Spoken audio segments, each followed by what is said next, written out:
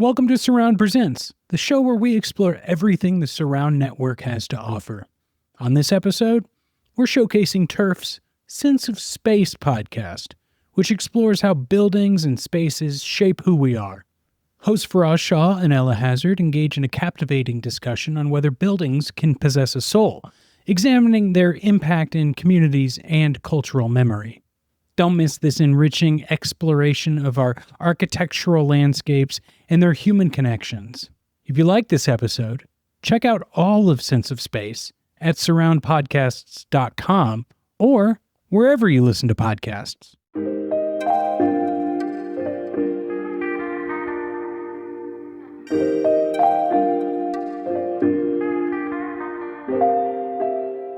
Welcome to Sense of Space, a podcast about the built environment and all the stuff we interact with. I'm Ella Hazard. And I'm Faraz Shah. Hey, Faraz Shah. How are you today? I'm doing very well. How are you? I am good. I am T-minus a few days to like a big sabbatical and kind of in my comfy clothes and gearing up. How are you doing? What's going on in your world? You know, I was up late the other night going down another YouTube rabbit hole. Don't tell me. Yep. Okay. Am I that predictable? Yes. I mean, I am. All right. But no, that is predictable, but what you look up is definitely not. So tell us. This is an interesting one. So Okay. I stumbled across this classical musician. This young lady was doing like these like reaction videos, right? So they watch or they're listening to or watching a music video for the first time. So typically a genre other than classical music, as if they've been isolated their entire life. Uh-huh. But it was kind of interesting, right? You see these people have, I don't know, sometimes kind of emotional reactions. And the one that kind of started off the rabbit hole was actually the MTV Unplugged from the 90s of Nirvana, where they were doing that folk cover of the, like, I think the Leadbellies had done it originally, but like, Where Did You Sleep Last Night? Ooh. The person had heard that and like reacted very intensely to like the ending of it, like where he kind of goes into like this little more raw kind of moment. And it just got me thinking about like other music moments like that, or other moments where like these strong emotional reactions. So the next one that was kind of interesting was like I was listening to one of my favorites from, I think it was back in high school, but it was the Yeah Yeah Yeahs Maps. I don't know if you've ever seen the music video for this. I'm like a hardcore anti-music video person. We'll have it. That's a whole other Oprah, but yeah. Okay, so I love this song, right? Okay. And it was one of those things where I didn't actually see the music video until much later in life when it was out on YouTube. But there's a moment in there where the singer is actually like, you know, she's starting to cry. And the story is that it's actually, those are real tears, not like prompted or provoked because the person that she was dating at the time was another musician. And he was late to come on set because she was about to leave on tour and was worried that they weren't going to see each other before. Aww. And all this stuff just got me thinking about it and like thinking about like what we do as our career. And I was reflecting on, you know, the neocon experiences that we've had where like you pour in a lot of time and energy and emotion into your work and it can feel very intense in the moment. And Yeah. I was curious, like, if there are things like that from your program or like your architecture background where you've had to like pour in that level of intensity that, you know, when it's over or at certain moments you're like, holy shit, like it's a, you know, outpouring of emotion and feeling. I don't know if it's about architecture. I think it's just about like the intensity of like myself as a human. Like I am not a half-assed kind of person. Like I am all in and like super intense, whole ass or no ass kind of person. No matter what, like what I'm That doing. needs to be another one of our t-shirts. and T-shirts, posters. whole ass or no ass. Or no ass. Which is like annoying. I have like no chill. I think Yeah. most people that know me would actually say that. Like I'm not a very cool person to be around because I'm such an intense. You're not cool. Like, yeah, no, I'm not cool at all. I'm like very nerdy and very intense, or like kind of 3 martini Ella and doesn't give a shit. No ass, right? Showing my whole ass. but I think what you're suggesting, I love that kind of reaction. But what it was making me think of actually is like, have you ever been into like a space or had an experience musically or otherwise that it has like given you like that intense of a reaction one way or another? Like, can you recall something? Yeah, actually, it was in LA. When I was living there, we went with a family to go to the Los Angeles County Museum of Art. And there was an exhibit at the time, this kind of life work of this artist. And she was kind of a multimedia artist. So there were a lot of drawings and sketches and photography. And then I think towards the later part of her career, she was doing more with like video. And so they basically created a box, like a black box that you went into within the larger gallery space. It was just enough room for a chair. Yeah. An old television. And it was playing a video on loop. And then there was a small like side table with a box of tissues on there. Like that should have been a warning ahead of time. But all it did was it was a repeat of the Rodney King like oh shit, like arrest and kind of beating, and it had an overlay of the president at the time speech. That's all it was. And it was just really deep, and like the contrast of what was being said with what was being shown was so distinct and jarring. Wow. I remember being in that moment. I was like, well, fuck. Like, that just gave me goosebumps, even just your description of that. Yeah. Like the dissonance between those two. Yeah. And the tissues were necessary. I mean, like I remember like sitting in that moment and just crying. I mean, it wasn't like, ugly cry or anything like that, but it was still, there is no other kind of cry. Let's be honest. Right. Right. But that was I think a designed experience that was, very much meant to like push you and to like give you a gut punch in the feels. And it worked. 100% worked. Wow. Have you ever watched any of the on the completely opposite note, the funniest of like YouTube music video things where they like remove all of the sound and they just put in like the sound effects? Like those are great. And we will make sure to put that YouTube link in the show notes. We'll put them all in there. Note. Choose your own adventure. I don't know. Well, okay. So the reason all of that stuff stood out to me was, I don't think it's specific to music, right? I think that was the vehicle for it, but I do think that there's a lot in art and music and design and just culture in general where people really care a lot about what they do and they put everything in it. And I think that's true for the built environment, which to me seems like a very logical segue into the topic of today, which is, do buildings have souls? Ooh, I love this. This is one of my favorites. My hypothesis is, I think so. But it's interesting to me because I think that intention, it's shown, it's like it carries through in so many different ways of a building. Yeah. Right? Not just in the end result of the thing, but like what happens inside that building or what happens inside that space. But I think that's something that it feels very real. Oh, I totally agree. This topic is probably one of my favorites because there's so many different places we can kind of go with it. But I was kind of thinking back to one of the episodes we talked about with like vibe, like what are the elements of that? And like one of the sort of bits of conversation was like, do you as like a designer or architect like orchestrate and plan out what everything that is that's going to like happen, like what things will be, or is our job more to be like kind of like a prompt generator and set up spaces that can kind of evolve over time? Right, you're creating a canvas for life to happen and culture to happen. Yeah, exactly. Or like you start, but then the people who occupy it and then will continue to sort of inhabit these spaces like are in some ways they carry that on and they will make it what it will be. So I think it's like a collaborative effort of like designers. Like we get to start things, but we're not actually really much in control of like the actual life of a building, and I think that's actually quite beautiful. Totally. I think actually that I was doing some of our homework and I was reading some of the items that I think our associate producers Moti and Patricia had put up on in our little space, but we were talking a lot about the kind of historical preservation and some significance of a few buildings, and Wax Trax Records here in Chicago, the Warehouse here in Chicago, and then also CBGB in New York. And that was the one that I thought was super interesting, where maybe the buildings, right, weren't designed to be record stores or music venues at their onset.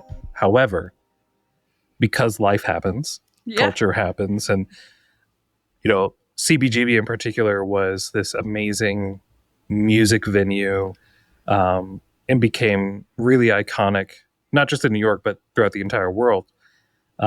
People who were touring internationally, like, they would have their American shows at CBGB. Right. But they kind of created a purpose and an anchor moment in their community. Mm-hmm. And then, right, like, whether it's because of like rent increases for CBGB's case or other circumstances, they're no longer able to inhabit those spaces, and it has to move on, right? So somebody else takes ownership of it. And it was really interesting that the next tenant, I think, was like a fashion designer, and they had, I think, took certain care. I don't want to overspeak, but they had taken certain care to preserve some elements, like the toilet and some stickers, and they found some like playbills for shows that were there. They put those up throughout the space. So their intent was to try and, hopefully for the right reasons, but their intent was to kind of preserve some elements of what came before. I'm curious, like, what you think about that. Like, what is there a responsibility? Is there some hopefulness that happens, or is it just kind of, hey, my space, fair game?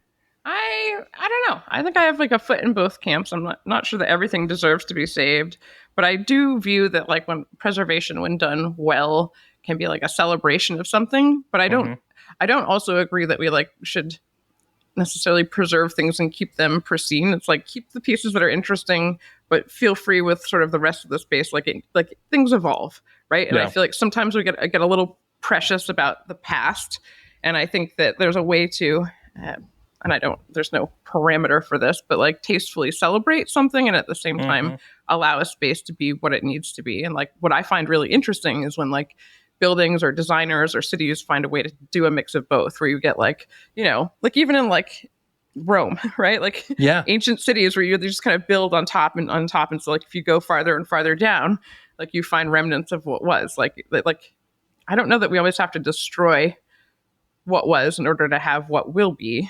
Yes. But I also think that there are some people that could like actually help us think about that a bit better. And we had a conversation with one. Yeah. Well, just real quick too, I want to touch on like what your point is. Like, there are things that you discover in that space, right? So by the time this podcast is out, we will hopefully be in it. But we've been redoing an office space at the Merchandise Mart, which is an old building. Yeah, beautiful building. I have no idea how many tenants have been in the space that we're in now. Yep.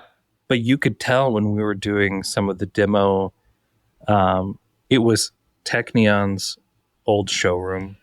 And I'm pretty sure they had been there after several other tenants.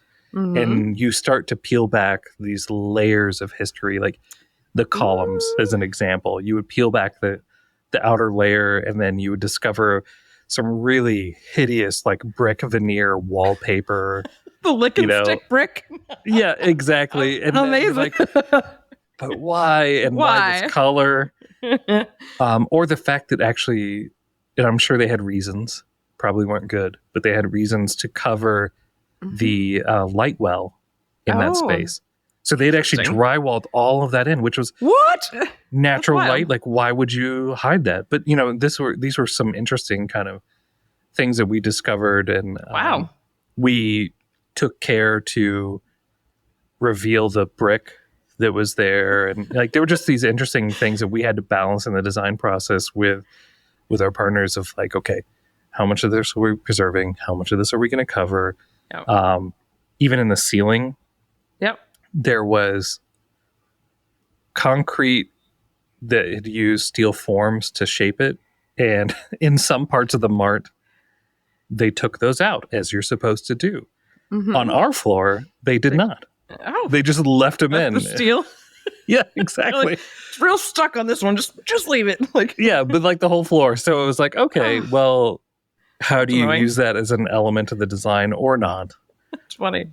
But yeah, it was interesting. Sorry. So Anyway, do you feel like that space has a soul? I don't know. I think that it will have a soul soon, Okay. because I do think that, this is kind of what we were talking about a little earlier. Like, I was reflecting on some of the showrooms that we did at the mart, temporarily. Mm-hmm. You definitely feel like there was a lot of like culture that happens in that space. And, Yeah. even if it is for like these temporary moments, it is kind of like a venue Mm-hmm. where people are there interacting and there's a lot of excitement. And like, I think that gives it the soul. Like, all of that culture is what gives it the significance. And I guess I'm looking forward to imbuing the space with soul. But right now, I think it's still under construction. We're still building the Construction soul. site. Yeah. Yeah. Well, I think that maybe that's like you kind of hit on the point, is that like when done well and tastefully, and you preserve the things, like I'm looking off at like a brick wall right now of this Yeah. building that used to be a furniture factory, but it's now artist residences. It's like the thing that allows me to appreciate what was, or to like look at that and kind of wonder. Or I'm like looking at one of the wood beams in here that's like covered in like staples. I was like, what the hell was stapled? Like literally covered in like what? Like, it makes me wonder, like, what happened in here before? What are the things that have occurred? But I think like when done well, you can kind of put some things on display that remind you that this isn't the first time this space has been something. But I can only do that when that's in kind of juxtaposition to something that allows me to sit comfortably and observe that, right? Or to participate or activate a space in a certain way. Like that CBGB, right? Yeah. It was all the stickers that were in the bathroom. Totally. I think I was reading an article, they'd actually left the toilet, which I don't know if that was the right Wise. thing to preserve. They're like choices. On the other hand, right, you go over to the merchandise mart and the first floor, the third floor showrooms, Yeah. they still there were a couple that kept it, the large steel sliding doors, where they would load and unload off of the trains when it was originally having trains running into it. That's crazy. Right. And so, I mean, there's some interesting elements of doing that at varying levels.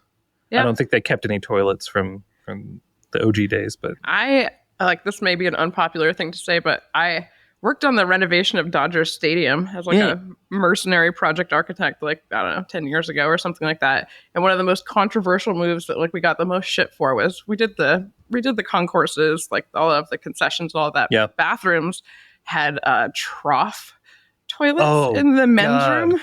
So like, when I went there to go like do the measurements and all of that, like, so we took them out because like, thank God, it smelled horrible, I won't lie. But that was like one of the most controversial things. Like, we got so much flack. They were like, you took out. I was like, how is this not better? But like, guys apparently really enjoyed that. I don't. Bizarre, right? Ugh.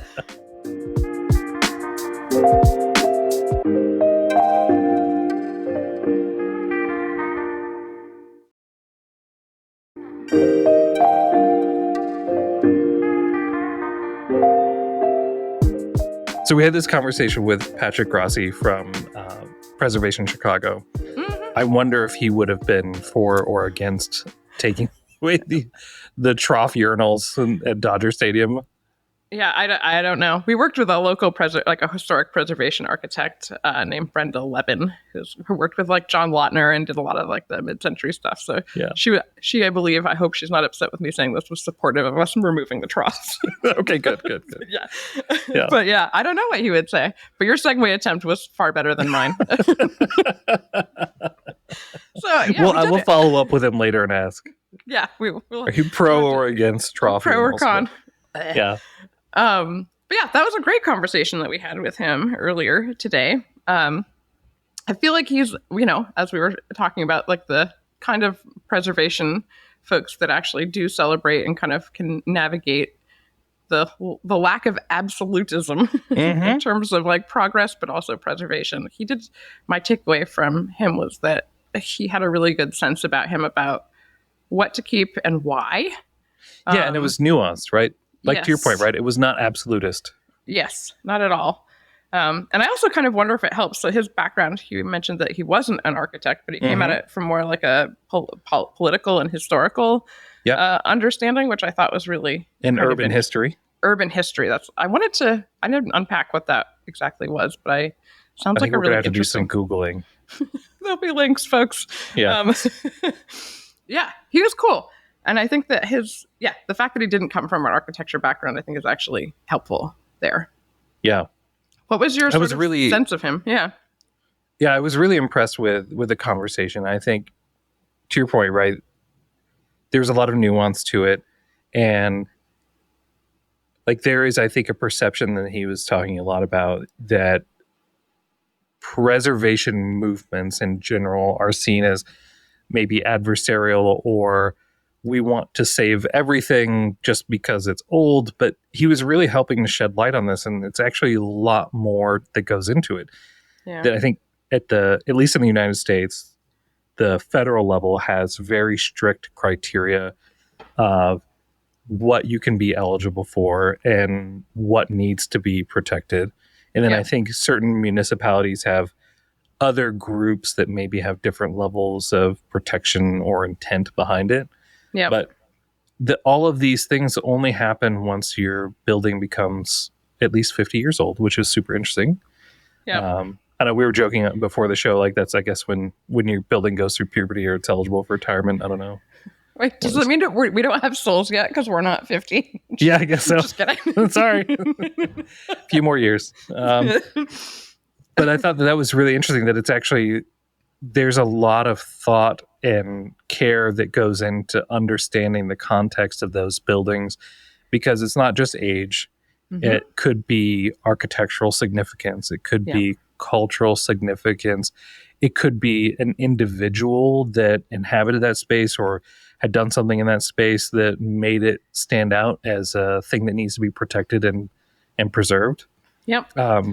He had one phrase that I really liked that was cultural continuity. Yeah. Right? Like that was a thing that they're trying to preserve. Yep. I like that. I love that. Yep. Or it could even just be like a really good example of a specific kind of architecture that's like very much of its time. Yeah. And I think that like the conversation that we had around sort of the geography and like when something was built or when a city was built and sort of how that influenced the approach towards those things was kind of interesting. Like coming from, like he said, I think he was from Philly. Yep. And you guys are in Chicago and I'm here in LA, like all cities that were built at really different times with really different sort of histories and approaches. Like coming from the East Coast, I always felt like everything in like New York was so done. And like if I was going to practice architecture there, all I was going to be doing was like interiors. And that's part of why I ended up out in LA, was that I was like, oh, there's so much more opportunity out here to like do like a whole building and to like learn the whole thing. And I don't know if that's true. That could just be the story I was telling myself at the time. Also warmer weather. Well, that too. And you could get licensed faster out here because you could take your tests at the same time that you were like finishing your hours. For what we called IDP back then. I don't think it's called something different now, but anyway, that's a whole other Oprah. But he also brought up like sort of like the case for sustainability and or like affordability. Like there was a lot of sort of social layers to his commentary, and we were talking about like embodied carbon in existing buildings versus like you have all that material already there. Like why would we waste that as a sort of like a new face maybe for those are, I think, really relevant points to this, maybe a broader point that he was making, that usually the fuss isn't made until something is about to be destroyed. Right. And then he clarified that, where it was actually more about a moment of growth, or where growth is happening is where you end up having things that that are under threat, right? So this idea that he was talking about, well, okay, if you're preserving, a home or a commercial building or another space, that's probably a good sign that the city is healthy, that there's things happening, and that the view on preservation is actually different now than what it was at the beginning of kind of preserving these early examples of American history, versus now it's almost like you're talking about, right? Like it's kind of activism in a way, right? Like you're preserving the environment, you are providing more affordable solutions rather than trying to demolish something which is really wasteful and then build something new, which is also to a degree kind of wasteful. Yep. No, but he brought up a term that I'd never heard before, which was NOAA, an acronym called Naturally Occurring Affordable Housing. Yes. Basically, like, love that. Kind of like what you're saying. It's like older building stock that's like maybe not like not going to rent as like luxury, but it's like it's there and it's still functional. It's like mechanically and structurally sound, and like it's housing people. Like that's actually a good thing, and that with very little effort or investment, you could bring that. You could leave it as is, or like improve it in place, and that it's actually doing a good job at what it's doing already. I hadn't ever thought about that. Yeah, well, that's what I think about that in terms of like second lives and third lives of spaces.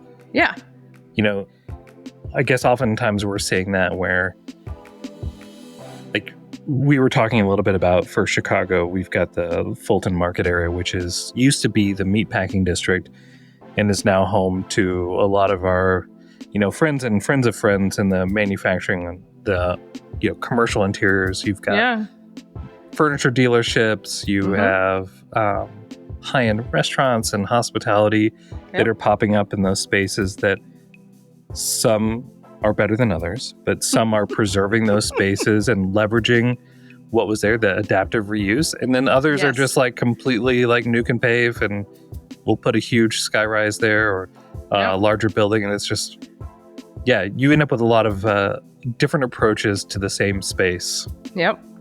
I think that's interesting. I also like that you just brought up the term adaptive reuse, because he was very, I think, pro adaptive reuse, and that it was like save the things that are worth saving about a building, but like the whole point is that if it's going to live on and like stay relevant, it needs to adapt to different uses and be used as like for the needs of that particular area at that time. The adaptability is big. Yeah, it is. Yeah, what I was gonna I put this in our little workspace, but I have the actual book here. This is like one that I actually love, and I thought this is what he was going to reference. But this is a book called How Buildings Learn by Stuart Brand. And if you don't know who Stuart Brand is, he wrote the book I think he's the most famous for is called The Whole Earth Catalog, or The Last Whole Earth Catalog. Oh, yeah. Back in the 70s. He's like, which was like this like amalgamation of like tools and things that you needed to survive in this sort of like off-grid, like happy hippie commune life. But this book about how buildings learn was actually introduced to me by a colleague from the days in Armstrong named Bill France. And he and I like used this as a pretty interesting tool to think about what buildings of the future might be like, and how do we design for more adaptability? How do we plan buildings now that will actually actively sort of adapt in and of themselves? And like this book talks a lot about how buildings learn, talks about how buildings can like learn from each other, and it really embraces the spirit that like once these things are in the world, like they're not ours anymore, and you can't control what's going to happen, and so you should plan for that at the beginning, which I thought was really kind of smart. I think that's spot on. I mean, right? Isn't that the ultimate success story, right? That the building or the space exists indefinitely because it was able to accommodate change. Yeah. Well, I think like people the market changing. Is, like where you guys are moving is kind of exactly that. It's still going strong and like a very desirable place to be, Yeah. And it's a thing where like, I think as time changes, people change, culture changes, that it gets to keep up with that is super exciting. I agree. And that the evolution is interesting, right? That's the soul. Yep, that is part of the soul, the evolution of it, and like many iterations, many lives. The other thing that Patrick brought up that I thought was interesting, when I thought he was going to say how buildings learn, the book he referenced that we haven't looked at yet, but we'll throw it in the notes, which is Buildings Must Die. And then Buildings Must Die. Right. Which I am excited to check out. And then, but it also talked about how they threw a funeral for a home or a home type, a home, I guess. It was, funeral of a home. Yeah. Yeah. Funeral for a home. As like a celebration of like, I don't know, the contents of that, the people that had lived there, a typology maybe in and of itself. I don't know. But he's going to share a YouTube link with us, which I really want to see. You know, he was talking about that where it was a partnership between the community centers. It was the local church and some other community members. And it was something they all did together to celebrate the history. He said that it was like something that an activation that they actually did, and that there was a YouTube video that they produced as a result of that. So hopefully he'll share that. I hope. Yeah. Yep. I kind of wish we would have done that for the Mart office, like the showroom that we had in 2022 and 2023. Like, I mean, it wasn't cheap. It was kind of scrappy in the sense that it just came to life. Yeah. In such short fashion. Yeah. Really well done, but we just kind of moved out. I really wish we would have had done a thing. Eulogies and thrown a funeral for it.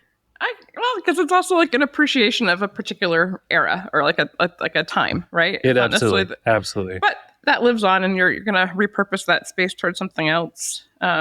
We did a similar event. I used to be a part of this organization called the LA Forum for Architecture and Urban Design. Down here in near where I live in the Arts District in LA, there was there's the new 6th Street Bridge that's like this beautifully designed, amazingly photographed thing.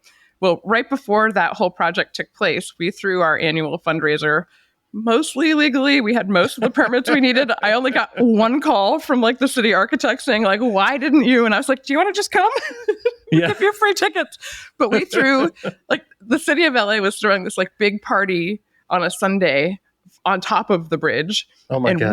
we decided to throw the night before a party under the bridge downtown, and we threw a funeral kind of for the bridge. Yeah. And we found a Louisiana second line funeral band, and so we had this whole funeral march that we did. We had art installations and did all this kind of cool stuff under the bridge. It was the grimy self-organized protest funeral. Not protest, we were happy to see it go, but wanted to celebrate it our way. And so I do believe in because I feel those kinds of activities do honor the soul of something or something that has existed, and at the same time celebrate and make way for what will be. The history, right? And all the things that came before and paved the way, sometimes literally, for what is to come.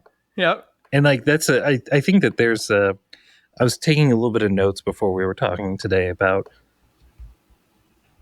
thinking about the soul of a building in two different ways. So one is, the history, right? All the cultural context, the things that happened in that space. And then the other one, it was the souls as its purpose, the building's purpose in an area, right? Ooh. If you think about some buildings, right, there's definitely a community aspect, right? Think about maybe it wasn't the first use, but the second use, those music venues. You have other purposes that maybe are more utilitarian. Yep. But that they end up having an identity because of their purpose. I think I know where you're going with this, and I don't know how to say this well, but it's there's certain aesthetics that are desirable and kind of no matter where you are. If you're in Shoreditch in London, or you're in Chelsea or Meatpacking District in New York, or Arts District would be the equivalent version here in Los Angeles, Full Market, that kind of this industrial vibe. What is it about that that's so attractive or screams eventually about to be gentrified, but first it's going to be occupied by its second inhabitants, which are artists and creatives, until they get kicked out. Why is that trajectory so I don't know, prescribed? Why is that so inevitable? I don't know. There must be something magnetic about it, just culturally, that draws people in. I think that's true though. Everywhere, even in not cities, right? I spent What's in the? Yep, keep going. Uh-huh. well, like, I think about where I spent a lot of my time, right? I lived in Iowa for about 12 years, Mm-hmm. and we had these small, I mean, using the word downtown is loose at best, Yeah. Yep. but you would have like the ice cream shop Mm-hmm. or the gas station or the like rec center that were hubs of activity and people and interactions, and Mm-hmm. you had whole communities develop around all of this stuff, right? So it's like, I don't know that would exist if those spaces hadn't been there, right? Or that the culture hadn't developed around it. But I think that's fair. But did you notice that then, or do you only appreciate that now, having like moved? You notice it then. You can feel it.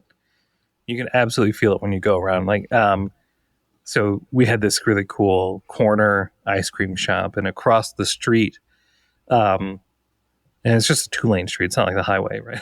Across the street was a city had a park there that was all the baseball fields.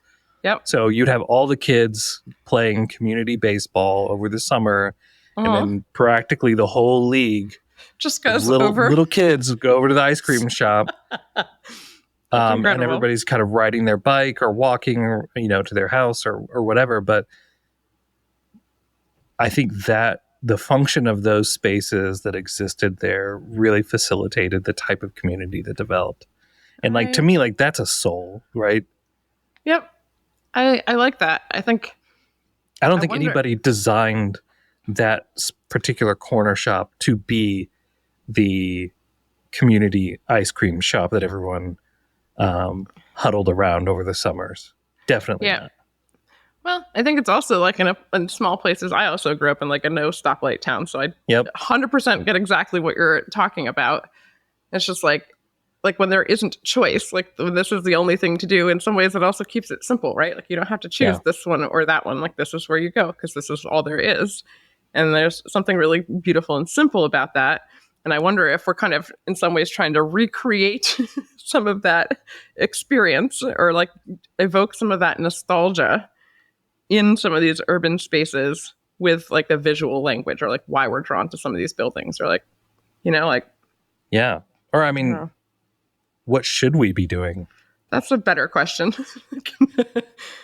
I don't have the answer to, but I don't either. But like, I don't consider myself an incredibly like nostalgic person. Like I don't. Right.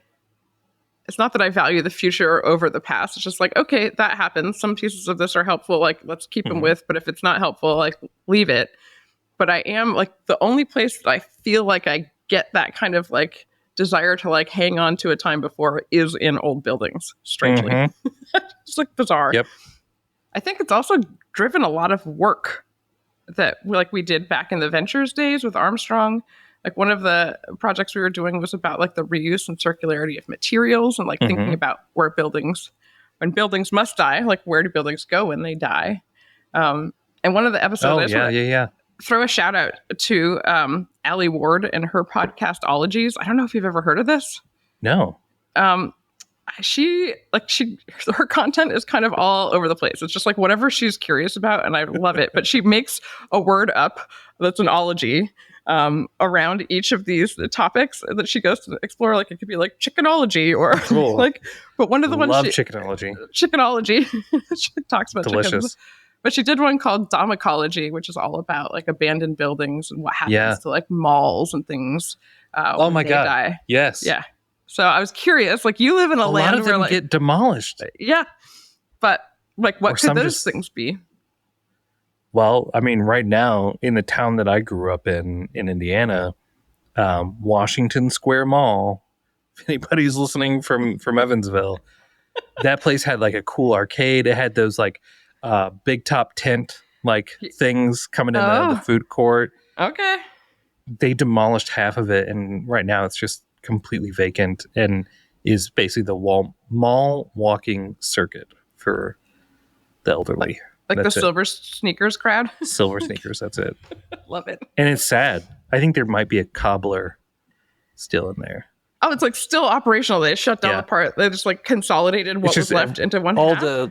all the stores are kind of just, gated shut, and then you can still just do the hallways. That's it. Interesting. Like what? I don't can even know. should There's that actually be? there's a website that still has a bunch of photos of that place too. I'll have to find that. Huh. So what do we think are the elements of like building soul? We talked about a couple of things, like Yeah. old and new together, like juxtaposition. I think so, but it's also, even for the purely new, I do think, and this I know goes back to some of the other conversations we've been having in other episodes, I think it's all about people, man. Yeah, I think you're not wrong about that. It is about the people that inhabit it. Yeah. But what is it? What is it about? Is it how they're interacting with the space? Like, what is it about what they're doing it there is that just- like gives it that? Yeah, like you're creating interaction, you're creating moments. This is back to what you were saying at the beginning of the conversation. You're developing a space as a canvas for things to happen. And I think maybe that's what the key of this is that you've kind of created a flexible space that takes into consideration what's happening now, right? Mhm. Who is the tenant? And you're creating a space for them to have culture and to have moments. At the same time, you're thinking ahead of how you don't inhibit that from happening in the future. Yeah. Well, I'm excited to see what you guys do in your space at the Mart, because I think you like Oh, it'll be all of the- amazing. all of the showrooms that you've done. Like, I know that you'll do that really well, and I know that like you and your sense of design and the team, the whole team there, I'm sure that will be really cool, and I think it will actually celebrate precisely what you just said.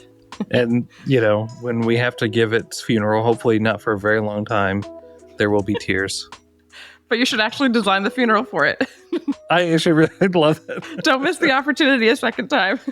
Yeah, we'll find all the guests to give the eulogy. I love that. I kind of wanted to talk, or maybe this is a moment, Patricia, you want to tell me a story about the wax tracks? Do you have any history on that from your end? Not personally.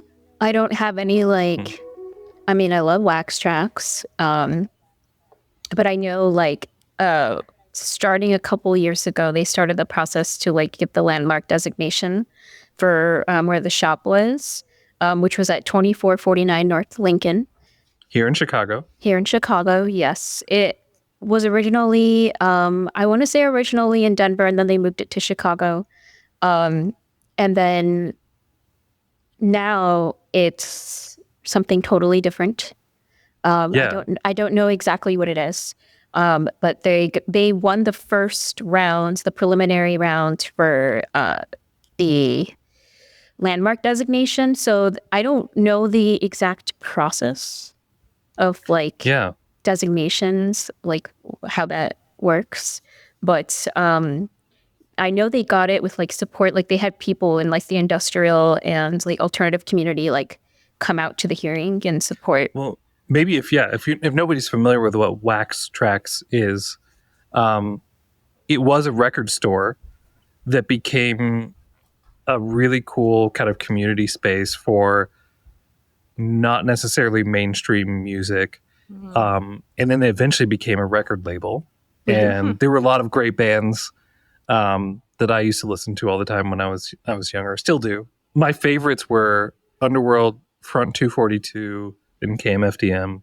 But these were things that were they were really cool cultural moments that came out of that space. And all I want to know is that must have been a hell of if there's any sort of open hearing, but a bunch of old rockers, ravers, and what have you showing up in support of a building. I think that's a really cool that. I'm interested in that. I really wanted to go to it. I love the family, and I really wanted to go, but the hearing was 11 a.m. on a Wednesday during turf work hours. Right, during business hours. I totally would have supported that field trip research. Yeah, but I was oh, this would be a great way to see my friends. Oh, that's so cool. So I worked hard on word of the day. This one's slightly more fact-checked and vetted than some of our previous versions, but again, not heavily. So word of the day today is, I think we're going to pronounce this palimpsest. I'm sorry, what? Palimpsest. Okay. And it's of Greek origins, and it means a manuscript or piece of writing material on which the original writing has been effaced or removed to make room for later writing based. Oh, interesting. But where traces of the writing remain. So back in the day when like paper was scarce, you would write something and then erase it, but you couldn't get rid of all of it. So you would go over the top of it, but you'd still see some of what was there before. And I thought that was kind of like a really good allegory for the conversation we're having today. So much so. Yeah. So it is done in art. I think it's done mostly in writing, but I don't know. In paintings though too. Yeah, that's true. Yeah, like artists would use that for I'll just use this canvas that had this masterpiece, but we'll just paint over it. Yeah, totally. And buildings. Yeah. Well, that's fair. Palimpsest. Palimpsest. But right. I also thought that might be a good segue into like, okay, so we've done this body of work. This is our last episode this season. Yeah. But could we, I don't know, invite our listeners or our audience to help us think about what we will write next season over top of this? And for the record, we will not delete this season. We'll just add a new season. That would be the ideal. Yeah. But yeah, I don't know. Do you have any questions or thoughts for our future us or audience? This is an interesting point of reflection because we've talked about a lot of different topics and a lot of things. And I'm really curious to know what resonates with our listeners. Like, what of this stuff is sparking your curiosity? Are there other topics that we should have discussed or taken a deep dive into? Or things you never want to hear from us again. Like, right, don't ever. Actually, you have no authority to talk about this. Just shut up about it. Stop. Yeah. But I do think that I really am curious to see what resonates and to find out what people are interested in. Agreed. I do hope that we get some feedback, some DMs, comments, 5-star reviews, hopefully at least above 4 stars, to be able to just get some insights of where we should take this. Because this is a conversation, right? Like, I think what we set out to do at the beginning was to ask questions. We didn't always have to have answers. Most of the time we don't. But just start the conversation. And I want to have that conversation with our listeners. I totally agree, and can't wait to do more of this. This has been like the highlight of this year, and I've really enjoyed learning all of you through this process and like getting to know myself a bit better too. Yeah.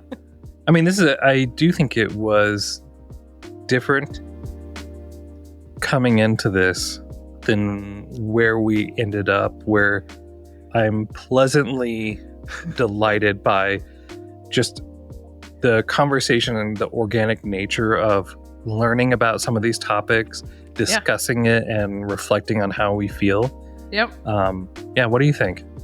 Yeah, I think it's been a interesting process of like learning to let go and not try to control a conversation, but just kind of learn from each other and learn together. And just to be silly, I think, a little bit sometimes too, and to have fun with things. Like, we can talk about serious things, but we always have fun with that. And I think that's the reason why we started this. And I hope that rings true. Yeah. I think that this is another opportunity to just give some shout outs and thank yous to all of our team. Yep. Thank you for Turf for helping to make this podcast possible. Whoop, whoop. Thank you to our producer, Rob Schulte, and our associate producers, Patricia Gonzalez and Moti Tavasoli. Without this team, none of this would have been possible. Very true. And with that being said, don't forget to send Ella your feedback. I think this time you have to send it via message in a bottle. So if you're on the East Coast, this might take some time. So just plan ahead. Otherwise, you can leave a 5-star review on your podcast platform of choice. Well, I'd like to say thank you for listening to Sense of Space. To hear more podcasts like this, please visit surroundpodcasts.com. Sense of Space is a Turf podcast and is brought to you by the Surround Network by Sandow Design Group.